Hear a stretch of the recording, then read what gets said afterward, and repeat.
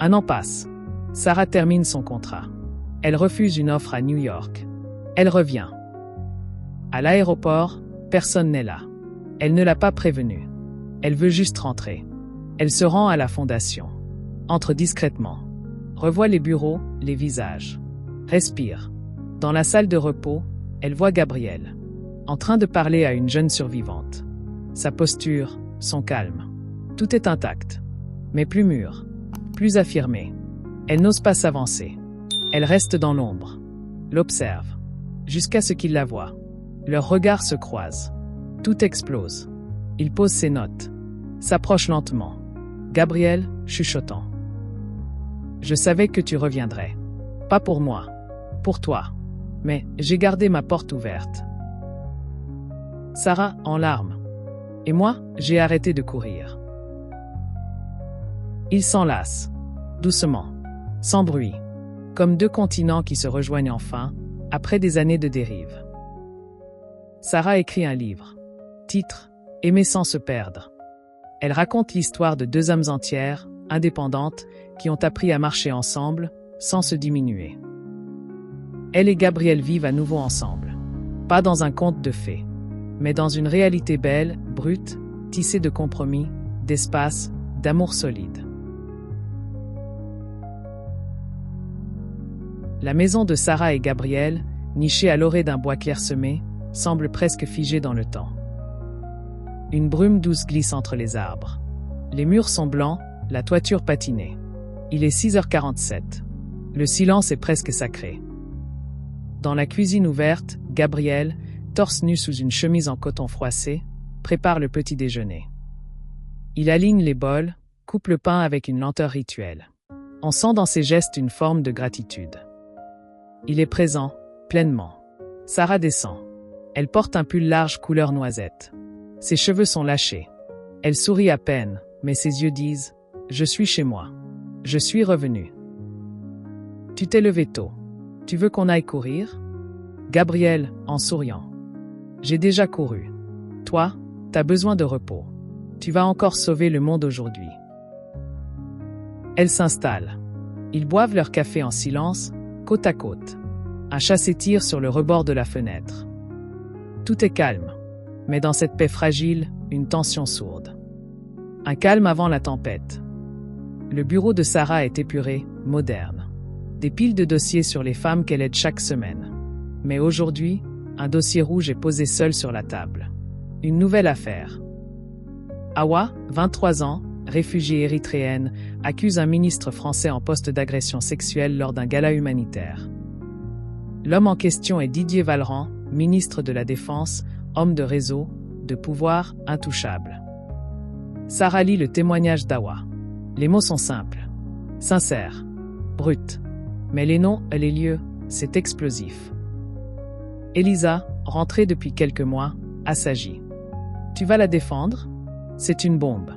Tu vas être attaquée de partout. Sarah, sans hésiter.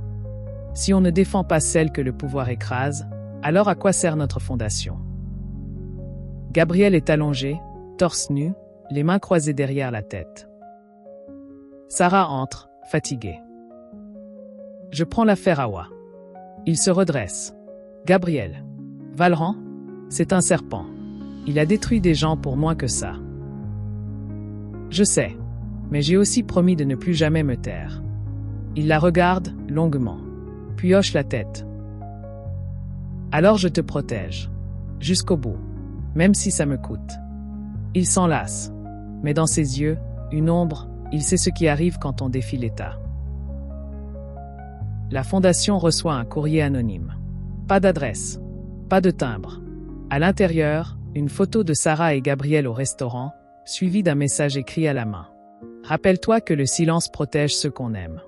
La vérité les enterre. Sarah, en lisant, reste figée. Gabriel, derrière elle, serre les poings. C'est un avertissement. Ce genre de note, j'en ai déjà vu quand je bossais pour le gouvernement. C'est l'œuvre d'un groupe de couverture. Des anciens militaires ou agents de sécurité d'État. Elle se tourne vers lui, déstabilisée. Tu as travaillé avec eux. Gabriel, hésitant. Je n'ai jamais été qu'un pion. Mais j'ai vu ce que ces hommes sont capables de faire. On n'en sort pas indemne. Un camp humanitaire. Des enfants, des cris, des soldats. Gabriel, alors garde du corps pour une ministre humanitaire, voit une fillette emmenée par un homme en uniforme. Il hésite. Il intervient. Il reçoit un coup. Mais il arrache l'enfant. 2 jours plus tard, il reçoit l'ordre de partir. Il est rayé des missions, à haut risque. Trop éthique. Trop humain. Tu as été viré pour avoir sauvé une enfant. Parce que j'ai brisé un accord de silence. Et je sais que Valran était lié à cette opération. Silence. Tous les fils s'entrelacent. La boucle se ferme. Sarah comprend. Ce combat est aussi celui de Gabriel. Depuis bien plus longtemps qu'elle ne l'imaginait. Sarah dort. Gabriel est debout à la fenêtre. Il regarde la forêt. Il sait ce qui les attend. Il écrit une lettre. Pose une clé USB dessus. Puis il éteint la lumière. Dehors, la pluie tape contre les fenêtres. Sarah regarde la télévision où un débat politique fait rage. L'affaire Awa commence à filtrer dans les médias. Des rumeurs, des noms floutés, des suppositions. Un expert en plateau déclare. Cette vague de plaintes contre les hommes puissants. Parfois, on se demande s'il ne s'agit pas de vengeance personnelle. Sarah serre les dents.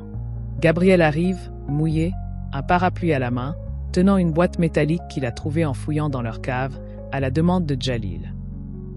Il l'ouvre. À l'intérieur, des lettres, des photos, un ancien badge de sécurité d'État et un dossier noir avec le nom du père de Sarah. Gabriel, posant le badge. Ton père n'était pas qu'un comptable de ministère. Il faisait partie d'un cercle de lanceurs d'alerte. Ils enquêtaient sur les ventes d'armes illégales. Sarah se fige. Elle prend une lettre. Si je meurs, ce ne sera pas un accident. Dis à Sarah que ce combat vaut plus que ma vie. En lettre signée, R. Delcourt. Elle tombe sur le canapé. Les larmes aux yeux. Sarah murmure. Il savait. Et il m'a protégée, même en mourant. Il parle à une caméra. Fatigué. Déterminé. R. Delcourt. Il nous surveille. Mais la vérité finira toujours par trouver une voie. Ma fille est encore jeune. Mais un jour, elle comprendra pourquoi j'ai choisi de ne pas me taire. Sarah entre dans la salle de conférence. Toute l'équipe est là. Elisa, Jalil, les nouvelles recrues. L'atmosphère est tendue. Le combat que je mène n'est plus seulement pour Awa. C'est pour mon père. Pour Gabriel. Pour toutes celles qu'on a réduites au silence. Mais tu sais que cette guerre se gagnera avec des preuves. Pas des discours. Gabriel entre. Il tient une enveloppe scellée. On a une piste. Une vidéo. Elle montre Valran en présence de 3 témoins disparus, dont un lié à l'opération militaire où ton père est mort.